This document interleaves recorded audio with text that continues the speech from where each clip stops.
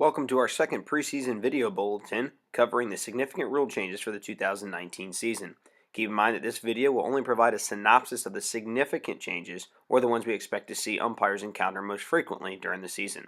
For a complete list, please see www.littleleague.org. The first change we would like to address is found in Regulation 6, which extended thresholds to a pitcher's eligibility to pitch in multiple games in the same day, as well as a pitcher or catcher's eligibility in multiple games in the same day. The second change to address is found in Rule 1.10, which now allows bats meeting the BB Corps standard to be used in the junior and intermediate divisions of play. Rule 2.00 provided clarification for the definition of dead ball territory, defining it as the area beyond any intended physical boundary, such as a fence, rope, chalk line, or any other boundary as determined in the pregame conference. If a ball becomes lodged in a fence, backstop, umpires, or catcher's equipment, it is considered to be in a dead ball area. In softball only, Rule 8.01 now provides guidance on how a pitcher may remove herself from the pitcher's plate after the hands have been brought together while in contact with the pitcher's plate. Now, once the hands have been brought together while in contact with the pitcher's plate, the pitcher must remove herself from the pitcher's plate by stepping back with the pivot foot first.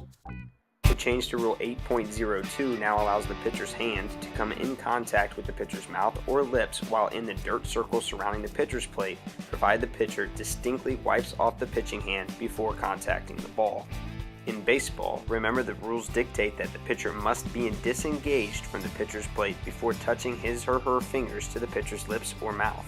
Violations to this rule shall be a balk with runners on base in the intermediate, junior, and senior divisions. In the major divisions and below, such an illegal act is considered an illegal pitch, and a ball is awarded to the batter's count, as well as adding a pitch to the pitcher's count. In softball, the pitcher may bring the pitching hand in contact with the mouth or lips while in contact with the pitcher's plate, provided the pitcher wipes off the pitching hand before contacting the ball. Remember, the penalty for violating this rule in softball is a ball on the batter in the junior and senior divisions, and any base runners would advance one base if they did not do so on the play. However, in the major softball divisions and below, it is an illegal pitch and only a ball on the batter. Rule 8.08 issued an approved ruling regarding visits to the pitcher. When a manager requests timeout to make a pitching change, it shall not be considered a visit to the pitcher provided the manager makes the pitching substitution prior to speaking to any defensive player.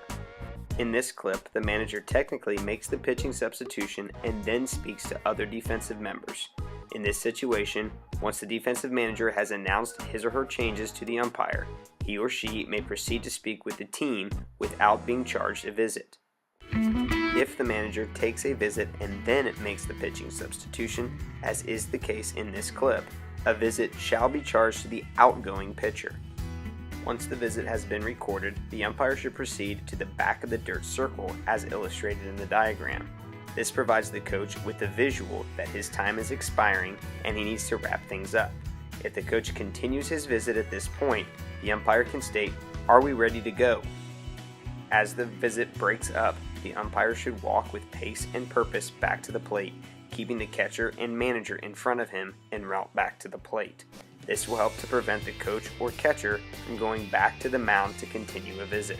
As the fielders, catcher, and manager and the umpire close in on returning to their positions, the umpire should stop near the cutout of the dirt circle at home plate as depicted in the diagram. At this point, he should communicate the visit to both dugouts and the scorekeeper with neutral body language and then proceed back to his position to resume play. The final rule changes for 2019 come from the tournament rules section. The first change now alters the number of coaches permitted in the dugout.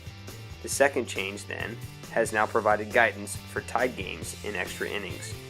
Now, once the game has reached the 8th inning in the majors division and below, or the 9th for 50-70, juniors and seniors, the offensive team will begin each half inning with the player who is scheduled to bat last in that respective half inning on second base. Be sure to check back next week for the final part of our 3-video preseason series, focusing on the 2019 Mechanics Points of Emphasis for the Central Region.